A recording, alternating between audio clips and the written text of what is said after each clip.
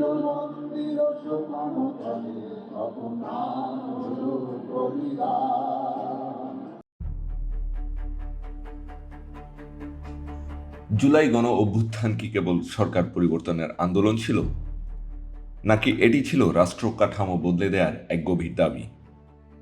এই প্রশ্ন থেকেই জন্ম নিয়েছে নতুন রাজনৈতিক platform network for people's action.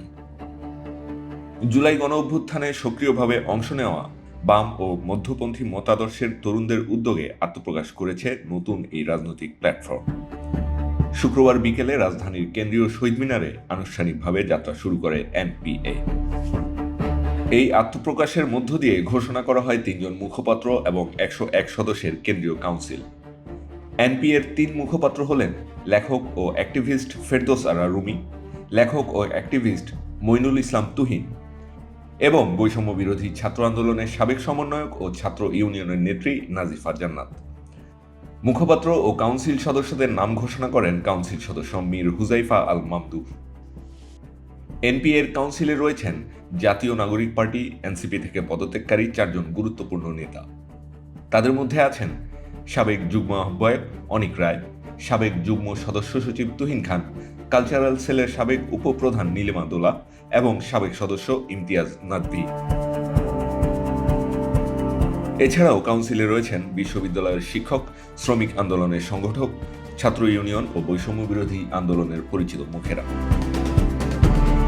NPA ঘোষণা করেছে তাদের 5টি মূলনীতি: গণতন্ত্র, সাম্য, মানবিক মর্যাদা, সামাজিক ন্যায় বিচার এবং প্রাণ, প্রকৃতি ও পরিবেশ সুরক্ষা।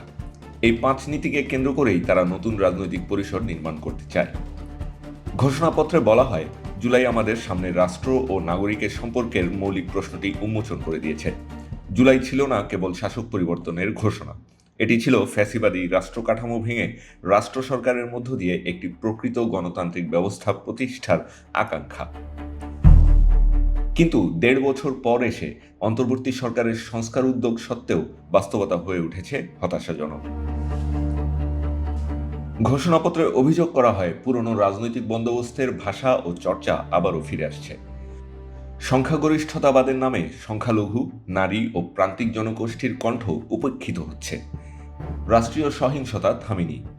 অভ্যুত্থানের পরও রাষ্ট্রীয় বাহিনীর হাতে ঝরছে নাগরিকের রক্ত। একই সঙ্গে উগ্রগোষ্ঠীর আক্রমণ বাড়ছে জীবন, সম্পদ ও সাংস্কৃতিক অভিব্যক্তির উপর।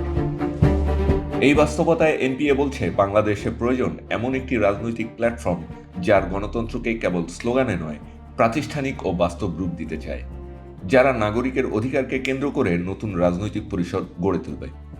এই প্রত্যয় থেকেই জনগণের শক্তি, আগামীর মুক্তি, এই স্লোগান নিয়ে যাত্রা শুরু এনপিএর।